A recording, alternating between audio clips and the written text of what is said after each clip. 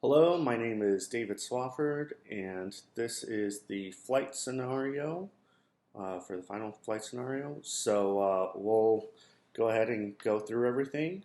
I live in Hawaii, so for the trip, we were asked to plan a trip at least 250 nautical miles from our home airport.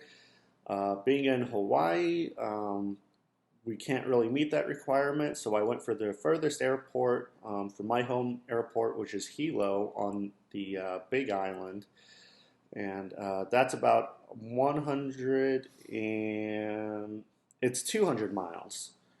So we're not all the way at 250 nautical miles, but we're at 200 nautical miles. So that's still a decent distance, and we're also departing about 1 hour before sunset.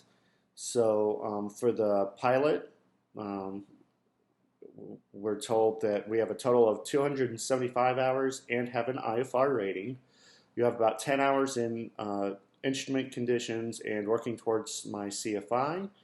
And the last flight with passengers was 95 days ago, but I'm still IFR current, which is great because with us taking off an hour before sunset, I would definitely be filing an IFR flight plan for this flight. Since we're in Hawaii, we'll be flying over the ocean. And when you're over the ocean at night, there is literally no references, so you have to be IFR rated. The aircraft, it states that there's a total of 100, I have a total of 175 hours in the aircraft, and the aircraft is fully IFR certified, but does not have any oxygen system or anti and de-icing equipment. So that's actually pretty close to true right now. I'm actually close to those timelines. And the aircraft that we'll be flying today is a Diamond DA40 with a Garmin G1000 avionics suite. And it doesn't have an oxygen system or any anti or de-icing equipment. In fact, it's not approved for flight into icing conditions at all, which in Hawaii is not too big of a problem. So the environment conditions are VFR for the first 100 miles and then slowly turning IFR by the time you arrive at your destination.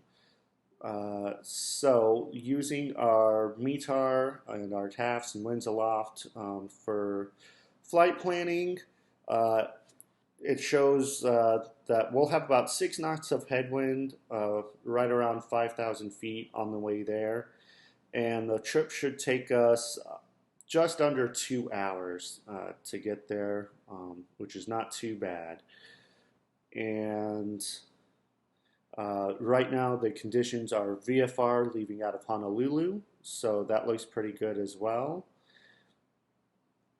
And the METAR at the destination airport, as it follows, when we get to our time of arrival, is going to be from 360 at 8 knots, 2 statute miles visibility, 800-foot clouds, overcast at 800 feet, temperatures 270, 0.16, and altimeters 29.68.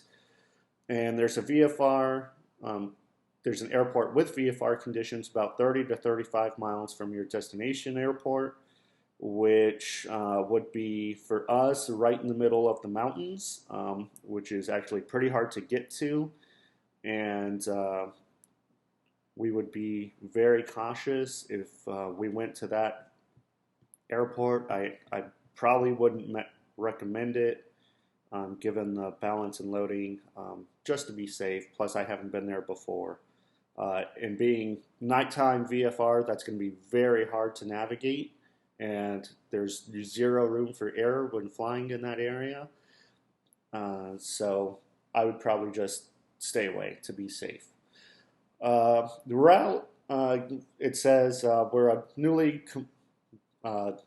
licensed commercial pilot. So it's Thursday morning, and the owner of the company approaches me and offers to pay to fly her and her husband and daughter to a golf tournament, which is near an airport about 150 nautical miles away from our home airport. And they'll be carrying some luggage weighing 50 pounds and golf clubs weighing 75 pounds total.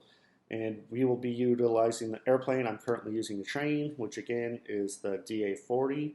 So after doing our weight and balance, we are well within the limits. I can take off with 50 gallons of fuel, which is the max amount of fuel. And we're going to use about 20 gallons of fuel on the flight. So we'll be landing within limits with 30 gallons of fuel. And here's our weight and balance information, which is also done on ForeFlight. It's a great app. It has all of my information for my airplane as well. And it just takes less time than having to do it by hand. And some external pressures. Our boss is looking to possibly hire you to fly with her corporate pilots. This is your opportunity to demonstrate your ability and decision making. So it's an important golf tournament. The corporate plane is in for an annual, so we can't fly that plane. And about 40 minutes into the flight, her daughter begins to feel airsick, and we have some light turbulence. So unfortunately, 40 minutes into the flight, we're going to be smack dab in the middle of the Pacific Ocean with nothing really around us. There will be Lanai Airport, and there's a couple options. We could divert to Lanai and try to make their daughter feel a little bit better. It might put us off a little bit longer, but it's only, like I said, about 2-hour flight, so it would be about halfway into our flight. So it's not too bad. We would only have 1 hour left when they wanted to resume, if they wanted to divert. Or, we could have the daughter just kind of put her head down, close her eyes, maybe take a nap. That would also be great. So we have our options available to us. Now, hopefully the daughter could, feel a little bit better. Hopefully they get better over the hours and it's not too bad. A little bit of light turbulence is pretty normal here in Hawaii. The airplane actually handles it really well. So not too many issues there. Again, our route goes through the Pacific Islands. We'll go over the island of Lanai and expect to land in Hilo about an hour after sunset. So it will be a nighttime landing. And I would be current for that as well. I would have to be.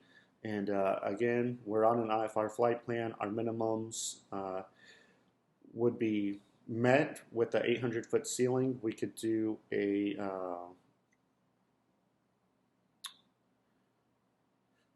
precision approach into Hilo Airport and land using the ILS procedure there and be fine. So scenario, we should be good to go. I don't foresee really any big issues other than the child possibly being sick and having to divert to Lanai. Other than that, it should be a nice smooth ride. Thank you for watching my presentation.